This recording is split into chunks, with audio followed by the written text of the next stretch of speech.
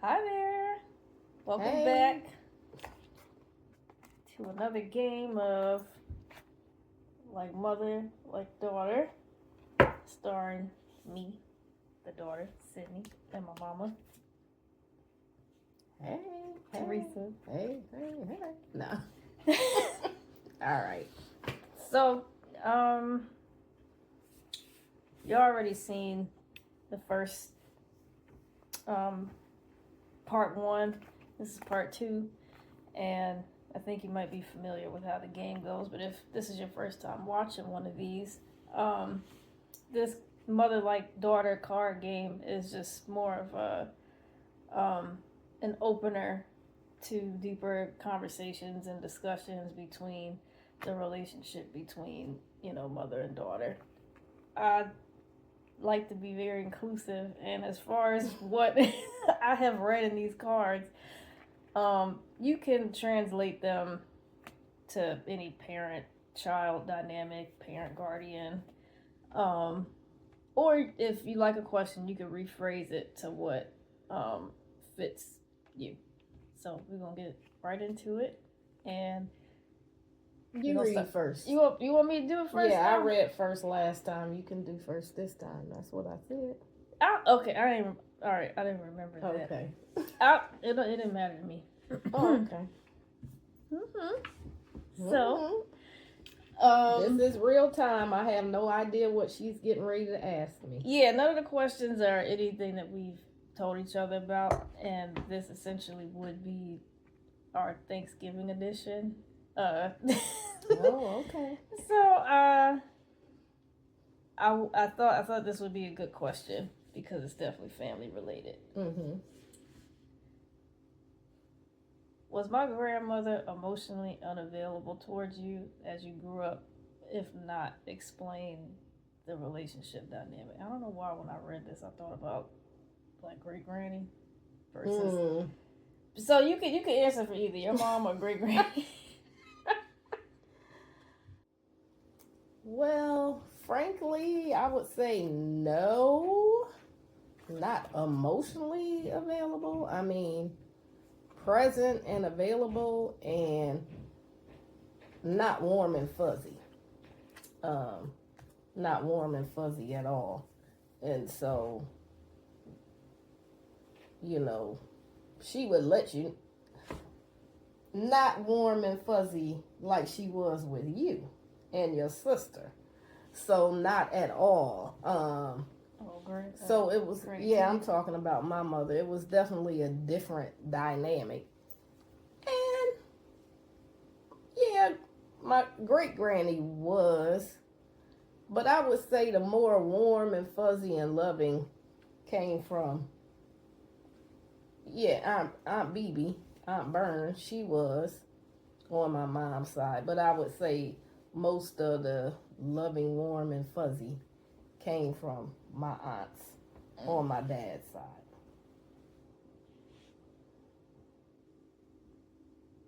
That's it. Okay, all right, yeah. Okay, all right. That's my answer. There's no more to the question, but I thought that it was a good question to ask because in these mother-daughter dynamics, you can look back on, the family dynamics and how it was prior and how that might play a role in this age, Now, I would say I've had the opposite experience with you, which is good. Because, as far as from what you had. So, as far as like what I know from what I'm hearing, because you were definitely present and emotionally there. And even in ways that like I didn't, ask for and stuff like that. So, and when I say not ask for, I didn't mean it wasn't, not like in a bad way. I mean, like, didn't think that like, oh, I would need my mom to like want to do this thing in particular or whatever. I was about to tell a story, but I'm not gonna do it. I'm gonna save it for the show. For a later episode. to come in the future. But I thought that was really important to touch on because I guess because of, I'll ask you this, a follow-up question, because of that dynamic, did that make you want to parent different than how you were parented? I just think I'm a compassionate, touchy-feely, snuggly kind of person anyway. So, especially with my kids, yeah. I was just always that way anyway. Yeah.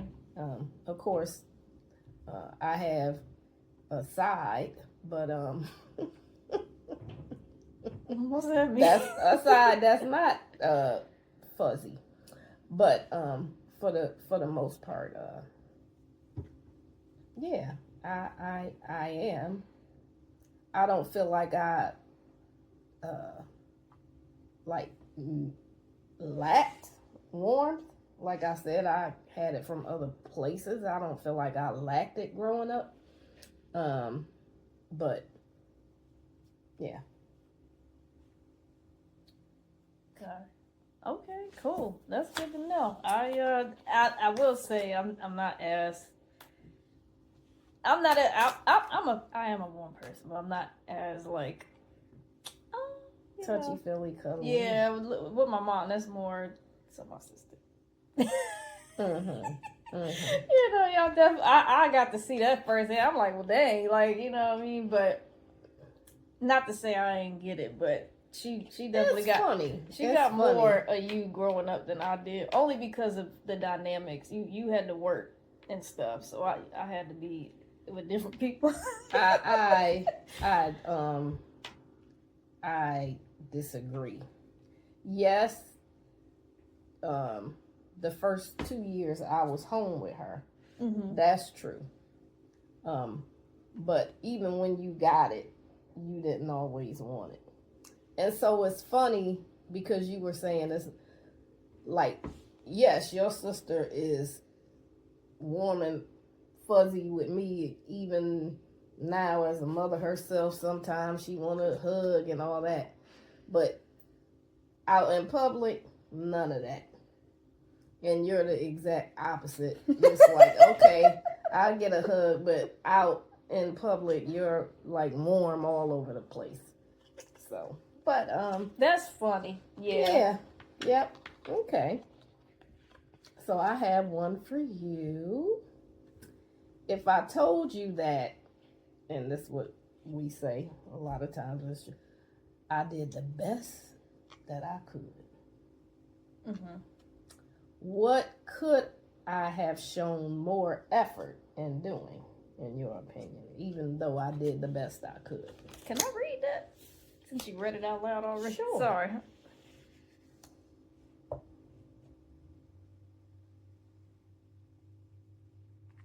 That's an interesting way they worded that. Yeah. Yeah. Sorry. Because I guess you could say, are there any ways you feel like I didn't do the best that I could?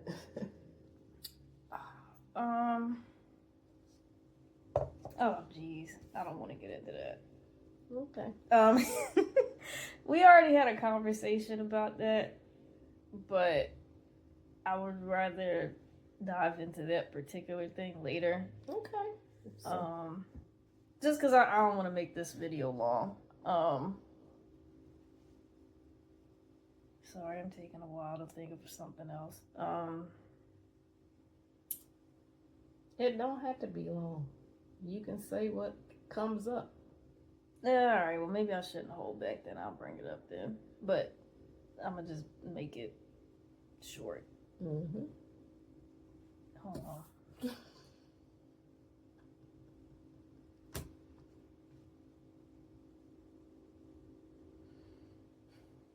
Oh, I think one thing, at least from my perspective, you can get your perspective, and I'm sure, and I know you had your own version of effort with this, but I think when it came to my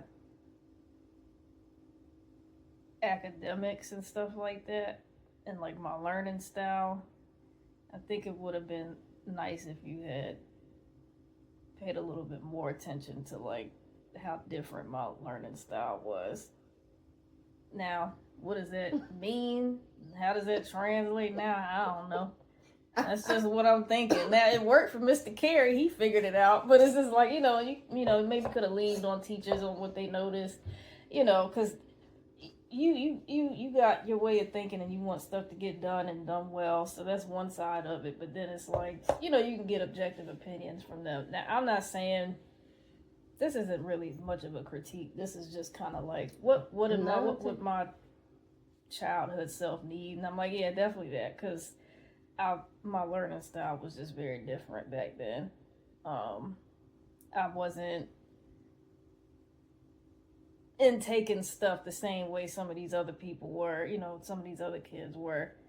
And so there would be times where I feel like, kind of like trying to stick a square in a circle hole with, or trying to fit one shape into a different shape. That's kind of what it felt like from you when it came to me academically, where it's like, this should be like this. Mm-hmm. This should be fitting here, whatever, and in some cases even more than that, just because you wanted me to excel, which there's nothing wrong with that. It was just taking a step back. Okay, maybe this ain't how she learned, this is, or whatever, I don't know. So what would you say? You said Mr. Carey figured it out. So what did he figure out? What's the what's funny? I was so young, I don't know what the heck he was doing for real.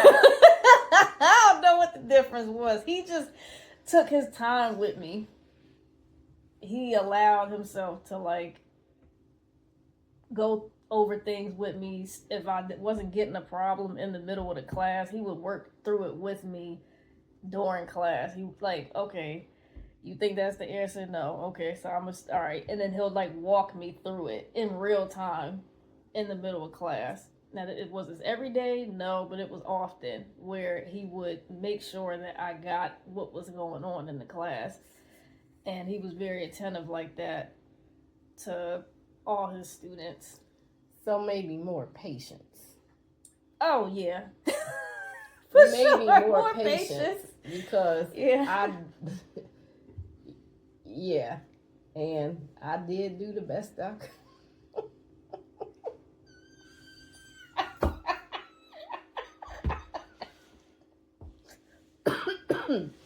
I did what I knew, but I guess and I'll have my own follow-up question as an adult. Mm-hmm. What do you need, and with everything that you learned about yourself, what is the best way for you to learn? This is good. Not that I'm teaching you anymore, but helping you with, but it's good awareness. Working, live experience with stuff, mm-hmm. and repetition. Yeah, some stuff I can catch on to just from watching, but it just depends on what it is. Like, for me, I'm artistic and stuff, so when it comes to stuff like with your hands or like dancing, I can follow along. Mm-hmm. But I kind of had that drumline effect, if anybody's seen that movie where he wasn't reading the notes, he was just memorizing what he had to do. So it was like I'm very good with that. Mm-hmm. And then it'll take me a minute to kind of take a step back and like actually like intake what it is that I'm supposed to be doing. Mm-hmm. And this is just how I have customized myself to the world, because there's so many scenarios where you gotta kind of get stuff on the spot. Mm-hmm. And so being able to kind of retain enough in the moment to satisfy what the world need real quick, you know what I'm saying, and then just and then be able to pull back and like repeat this for myself, or get my hands into whatever I'm learning. Mm-hmm. Then that's how I can soak it up. So that's kind of how I have figured it out for myself. But I know I need repetition, because then it becomes like muscle memory, and I also need to be hands-on because I'm a visual learner. Mm-hmm. I'll remember how somebody did something before I remember what somebody said. Mm-hmm. Yeah. That's good. And I think as I'm reflecting, I think I was open to that, but I think we kind of, no, I'm saying, even in the very beginning, I wanted you to go to a Montessori school. I remember you mentioning that. I did, however, I knew very little about provision then, and it was a little expensive and out of our range. But not being able to do that,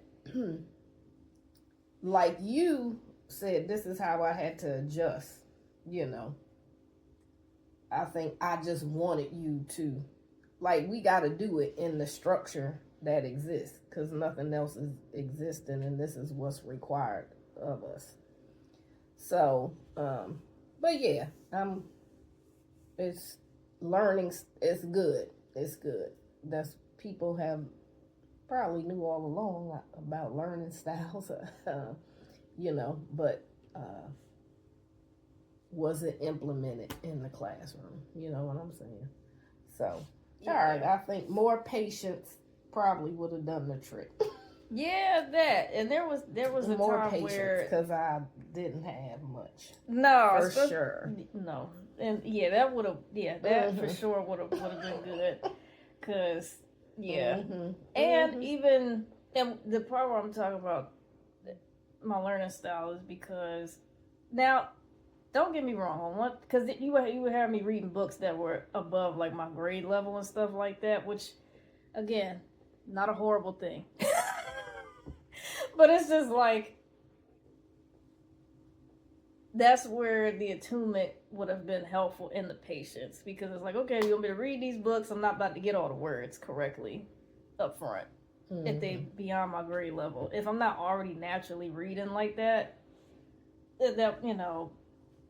and you notice and I'm not getting it, then that's where the patience comes in, if it's going to be like that. Or be like, all right, this might be a little advanced, let's get her something that might fit, that she can enjoy. Because a lot of what I'm referencing is when I was really young. I was a child. Yeah, you were. Like, there's anomalies out there with people who can be just out here, and praise God for them, where they out here, their brains is out there, they can do all that. My genius was in another area. So it's just like, I wasn't able to be like onomatopoeia at like 5 years old. So it's just like, and know how to spell it and know what the word is and all that, and define it and all that. I wasn't able to do all that at that time. So it's like being able to recognize, okay, this is who she is versus this is who I'm trying to like push her to be as. But that's just to answer the question. I'm an adult now, so it kind of don't matter no more. But I hear what you're saying, who you are versus who you, who I wanted you to be. But I appreciated the fact it's not that. It was, this is a standard that is set, and I'm going to do what I can do to help you meet that standard, if not exceed it. And so, but I didn't have much patience at all. That's the key. And that's the key takeaway. I'm gonna share this, and it's true.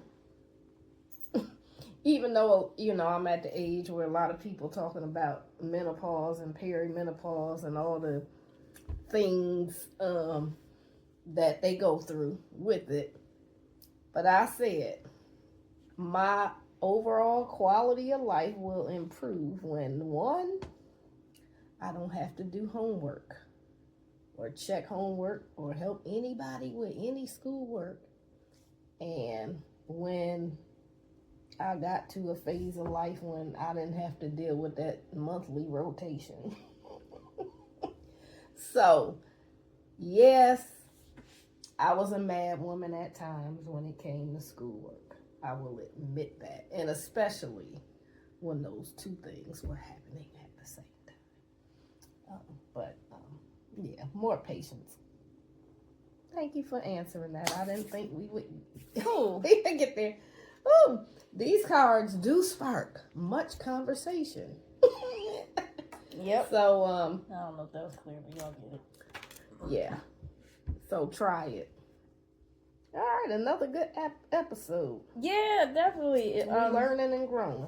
Exactly. I don't know how fast these cards came in for you. This ain't no affiliation at all. Like I said again, my mom found these cards on Facebook somewhere, so Yeah, they just happen to be maybe really a couple good. weeks or so. Yeah, so if this is blessing you, you want to try this, that's cool. Or just take the questions that we ask. The make holidays up some coming of your up. own. So I might make up some of my own.